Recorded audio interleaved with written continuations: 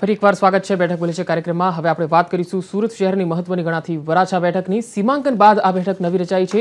સુરત ઉત્તર બેઠકના કેટલાક વિસ્તારો આ બેઠકમાં સમાવિષ્ટ થયા છે। જ્ઞાતિનું ગણિત અહીં પણ અસર કરશે। જાણીએ કે કઈ રીતે રચાઈ છે આ બેઠક, કયા કયા ઉમેદવારો વચ્ચે અહીં જંગ જામશે અને જીપીપી ફેક્ટર કેટલું અસરકારક બનશે, કયા કયા મુદ્દાઓ ચૂંટણી જીતવા મહત્વના બની રહેશે। ચર્ચામાં આપણી સાથે જોડાયેલા છે लालजी चावड़ा અને डॉक्टर अमरिंदर झा। सबसे पहले झा साहब आपसे पूछना चाहूँगा, वराछा रोड नए सीमांकन के बाद एक नई बैठक बनाई गई है कि कौन कौन से विस्तार इसमें लाए गए हैं? मिस्टर पंकज, इसमें कुल मिला के सूरत महानगर पालिका के 6 वार्ड के पार्ट और पूरे रूप में आंशिक एंड पूर्ण रूपेण उसमें सम्मिलित किया गया है।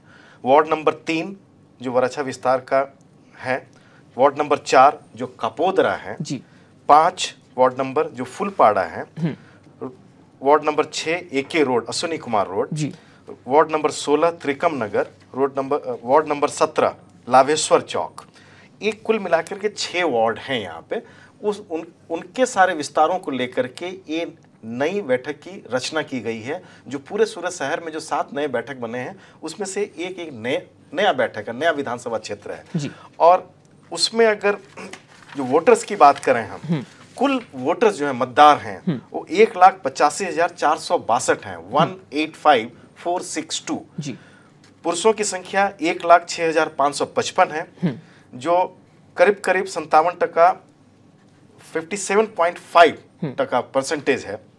महिलाओं की संख्या 78,907 है, जो 42.5%। काफी डिफरेंस है पुरुष और महिलाओं के। वजह यह है कि ये डायमंड कटिंग एंड प्रोसेसिंग का हब है, वो केंद्र बिंदु है। लोग यहाँ पे सौराष्ट्र वगैरह के जो लोग काम करने आते हैं या दूसरे राज्यों से जो काम करने के लिए आते हैं, उसमें ज्यादातर लोग अकेले ही रहते हैं, परिवार उन लोगों के, इसलिए महिलाओं की संख्या यहाँ पे कम है। काफी ज्यादा डिफरेंस है, करीब 15%, 15% का जो डिफरेंस है पुरुषों और महिलाओं के बीच में।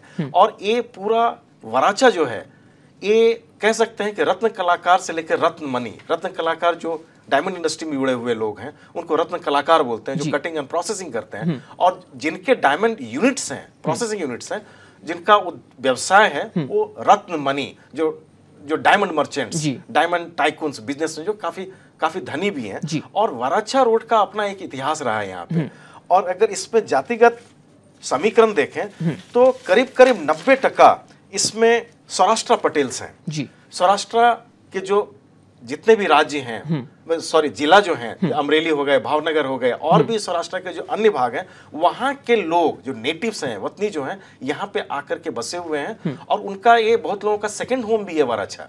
उनका इसका राजकारण पे भी, जो लालजी भाई बताएंगे, राजकारण पे भी असर पड़ता है। जो सौराष्ट्र पॉलिटिक्स वराछा पे किस तरह से हावी होता है, ये बाद में चर्चा का विषय रहेगा हम लोगों का। जी लालजी भाई, आपने पूछी वराछा रोड आ वखते नवी बैठक बनी है, त्यारे तेमां सूरत उत्तरना કેટલાક વિસ્તારો પણ ઉમેરાયા છે, ત્યારે આ બેઠકના ઇતિહાસને લઈને આપણે જો જોવા માંગીએ તો શું કહેશો આપ? પંકજ, ઇતિહાસમાં જે સુરત ઉત્તરનો હતો એ જ વરાછાનો, કારણ કે વરાછા બેઠક જે છે સુરત ઉત્તરમાંથી નવી બની છે ટૂંકમાં। એટલે જે નવી બેઠકો જે છે વરાછા રોડ, કારંજ, લિંબાયત, ઉધના, મજુરા ગામ અને કતારગામ, આ વિસ્તારોમાં ટોટલ જે 16 નવી બેઠકો, એટલે 16 બેઠકો છે, એમાંથી 6 બેઠકો જે છે એ નવી રચાયેલી છે। આમાં આપણે અગાઉની બેઠકમાં જે હતું કે ભાઈ ધીરુ ગજેરા છે એ સતત 3 વખત જીત્યા હતા, 1995, 98 અને 2002માં, અને 2007માં નાનો વાનાણીએ એમને પરાજિત કર્યા હતા। એટલે હવે આ મુદ્દો છે કે ભાઈ મિની સૌરાષ્ટ્ર તમે કહી શકો આ બેઠકને, અને એના કારણે જ આ વખતે ધીરુ ગજેરા જે છે એ આ બેઠક ઉપરથી લડશે, એના માટેનું નામ જાહેર થઈ ગયું છે। એટલે આ બેઠકનો ઇતિહાસ જે છે એ સુરત ઉત્તરનો જે ઇતિહાસ આપણે ગણાવી શકીએ એ જ છે, કારણ કે આ બેઠક જે છે એમાંથી બહાર આવી છે। અને એમાં ખાસ કરીને બીજેપી જે છે એ 5 વખત અને કોંગ્રેસ 4 વખત આ બેઠક જીતી છે। જી લાલજી ભાઈ, લોકસભા ફેક્ટર અહીં દેખવામાં આવે તો વરાછા મત વિસ્તારમાંથી ભાજપ કરતા કોંગ્રેસના ધીરુ ગજેરાને વધુ મતો મળ્યા હતા। હવે વિધાનસભા 2007માં સુરત ઉત્તર બેઠક પર કોંગ્રેસના ધીરુભાઈ હારી જાય છે। હવે આ બંનેનો જે વિરોધાભાસ દેખાય છે તે અંગે આપનું શું માનવું છે? પંકજ, મહત્વની વાત છે કે 2010ના કોર્પોરેશનમાં, એટલે મતદારો જે છે એ કયા પ્રકારે વોટ કરે છે, વોટિંગ પેટર્ન દરેક વખતે દરેક ચૂંટણીમાં એ સમજી નથી શકાતું હજુ.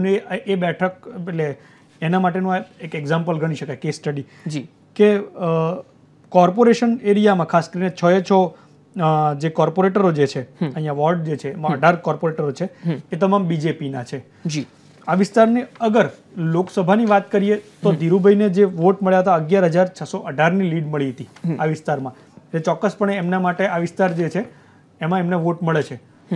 અગેન જ્યારે એ અગાઉનો જે સુરત ઉત્તરની જ્યારે આપણે વાત કરી હતી ત્યારે બેઠક ઉપર તે વાનાણી સામે હારી ગયા હતા, પરંતુ એમના માટે જે મુદ્દો છે કે ટોટલ જે મતદાતાઓ જે છે આ વિસ્તારમાં એમાં 90% સૌરાષ્ટ્રના પટેલ છે, એમાં અમરેલીના 70% છે અને 30% અન્ય જિલ્લાઓના છે. એટલે આ બેઠક ઉપર એમને 11,000 વોટ ધીરુભાઈને મળ્યા હતા. એટલે ચોક્કસપણે એવું કહી શકાય કે ધીરુભાઈને એમના જે વ્યવસાય અને ખાસ કરીને જે એમનું અમરેલી વતન જે છે એના કારણે આ વિસ્તારમાંથી લીડ મેળવવામાં વધારે એમને એક ફાયદો થયો છે અને એ मतदाताओं છે એ એમને लॉयल છે એવું કહી શકાય. जी डॉक्टर झा, मैं आपसे पूछना चाहूँगा, वराछा मत क्षेत्र के जो वोटर्स हैं उनके मेजर इश्यू यहाँ पर कौन कौन से रहे हैं? मिस्टर पंकज, जाहिर सी बात है कि जो मेजोरिटी पॉपुलेशन है, जो आबादी का एक बहुत बड़ा भाग जो है वो सौराष्ट्र के रहने वाले हैं. वो यहाँ पे आए हैं रोजगार धंधा करने के लिए या व्यवसाय करने के लिए या जो सर्विस सेक्टर में यहाँ पे आए हैं. वहाँ पे वराछा में जो सबसे बड़ा प्रॉब्लम है, जो है तो diamond industry, cutting and processing sector का है, जो एक पूरे वर्ल्ड मैप पे इनका नाम है, पूरे डायमंड इंडस्ट्री सूरत का. यहाँ पे उस इंडस्ट्री के जैसे बाहर आप जाएंगे तो एक तो सबसे बड़ी समस्या रहती है, ट्रैफिक का प्रॉब्लम रहता है. वहां पे फ्लाईओवर्स बने हैं, लेकिन अगर आबादी के अनुपात में देखेंगे और ट्रैफिक के वॉल्यूम, इंक्रीज्ड वॉल्यूम को देखेंगे तो उस हिसाब से अभी भी वो अनुकूल नहीं है. दूसरी सबसे बड़ी समस्या जो है वो क्राइम रेट का है वहां पे, जो बार बार ये आता है कि इनको कैसे प्रोटेक्ट. डायमंड जो है वो काफी हाई कॉस्ट प्रोडक्ट होते हैं, उनका काफी ज्यादा कीमतें होती हैं उनकी. उसमें अंगड़िया, उसको जो ट्रांसपोर्ट करने की बात आती है, जो फेरी करने की बात होती है, प्लस वहां पे जो लोग रह रहे हैं वहां पे उनका प्रोटेक्शन. आए दिन लूट की घटना बनती है, वहां पे कुछ हो गया. और पिछले 10-12 साल से मैं खुद भी देख रहा हूं कि कभी वो पुलिस के साथ मिलकर के, कभी एक अंगड़िया वो कैसे लेके चले जाया जाए, उनको प्रोटेक्ट कैसे किया जाए, ये सारी चीजें. तो ट्रैफिक प्रॉब्लम, हाउसिंग प्रॉब्लम, जो बेसिक जो मूलभूत सुविधाएं होती हैं उनकी समस्याएं. और सबसे बड़ी बात है जो क्राइम रेट, जो पेटी क्राइम रेट है, जो बड़ी बड़ी कभी भी आप देखेंगे कि जो लूट की घटनाएं बनती हैं कि ये हीरा के कारखाने में से लूट हो गई या अंगड़िया पीढ़ी लग ले जाए तो उसको लूट लिए वहां पे, तो वो अगर मॉनेटरी वैल्यू निकालने, वैल्यूएशन हो, तो वो लाखों लाख करोड़ों रुपए जाते हैं. उससे एक दहशत का माहौल रहता है और यदा कदा बातचीत ये होती रहती है कि उस डायमंड इंडस्ट्री को कैसे प्रोटेक्ट किया जाए. और वहां के लोग, प्लस अभी छुट्टियों का दिन बीता है, दीपावली का दिन, जो वहां के लोग हैं, जो 90% जो सौराष्ट्र के लोग रहने वाले हैं वहां पे, वो अपने वतन जाते हैं छुट्टियों के दौरान में, तो उनके आने जाने की व्यवस्था, उसमें सबसे ज्यादा दिक्कत होती है. वो एक बहुत बड़ी मांग वोटर का, उनकी अपेक्षा भी रहती है कि जो हमारे उम्मीदवार चुन के आएंगे उनका इन समस्याओं का निराकरण करेंगे. जी, यानी डॉक्टर झा, यहाँ पर कई सारे वोटर के इश्यू रहे हैं, लेकिन क्या आपको लगता है कि ये जो सीट वराछा रोड नई बनाई गई है तो इससे जो भी प्रतिनिधि आएगा तो उनको इस इश्यू को कम करने में थोड़ी मदद मिलेगी या उनके जो इश्यू हैं वो सुने जाएंगे, ऐसा आपको लगता है? देखिए, अक्सर हाँ ऐसा होता है कि जो मतदार होते हैं, जो common man on the street, वो हमेशा इस अपेक्षा को लेकर चलता है कि जो हमारे प्रतिनिधि होंगे, हमारा जो एमएलए होगा, मेरा एमएलए, मेरा एमपी, वो मेरी बात को या तो विधानसभा या लोकसभा में कहेगा वो. तो ये अपेक्षा तो हर एक आम आदमी जो थोड़ा जागरूक है उसकी इच्छा तो रहती है कि हमारी इन समस्याओं को कहीं ना कहीं ले जाकर के वॉइस देगा और उसका निराकरण होगा. जहां तक बात हुई कि वो कितना कर पाते हैं नहीं कर पाते हैं, अब ये पूरे स्टेट लेवल पे अगर मान लीजिए कि कांग्रेस की सरकार, यूपीए की सरकार सेंटर में है और यहाँ पे अभी फिलहाल बीजेपी की सरकार, अब इसके बाद क्या होता है तो 20 दिसंबर को क्लियर होगा.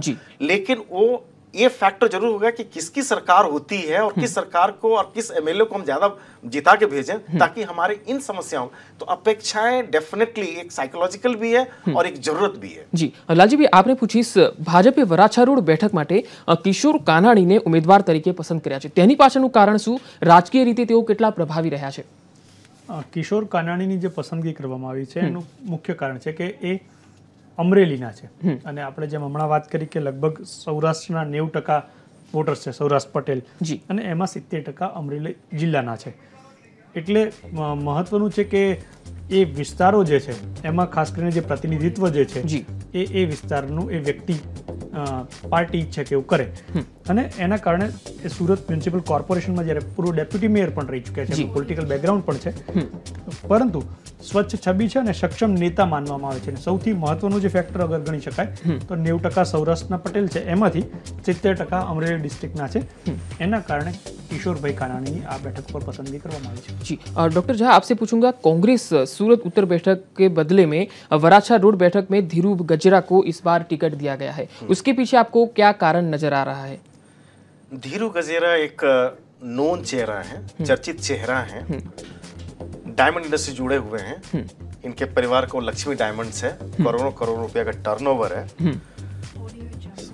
सभी तरह से सक्षम भी हैं, बीजेपी में काफी सालों से रहे, फिर बाद में उन्होंने राजकीय पक्ष छोड़ा, कांग्रेस में आया, जिसकी चर्चा लालजी भाई साहब ने की अभी, और इनकी 2007 में हार हुई, 2009 में लोकसभा के लिए कांग्रेस के उम्मीदवार थे, उसमें हार हुई, अभी फिर से कांग्रेस के उम्मीदवार के रूप में यहाँ से चुनाव लड़ रहे हैं.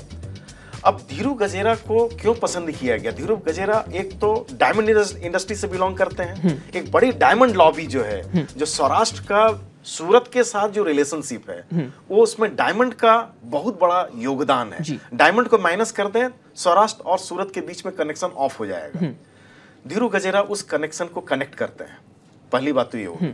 दूसरा, वो भी अमरेली के हैं, अमरेली का काफी ज्यादा वहां पे है, जैसे 90% पॉपुलेशन का भाग है, जैसे लालजी भाई साहब ने बताया, वहां पे पूरा सौराष्ट्र जितने भी सौराष्ट्र वाले हैं उनका 90% अमरेली वाले, तो अमरेली की ए भी हैं. प्लस इनका एक काफी लंबा कह सकते हैं, बने 1995 से करीब करीब समझ लीजिए 20 साल से एक राजकीय इनकी भूमिका वहां पे रही है.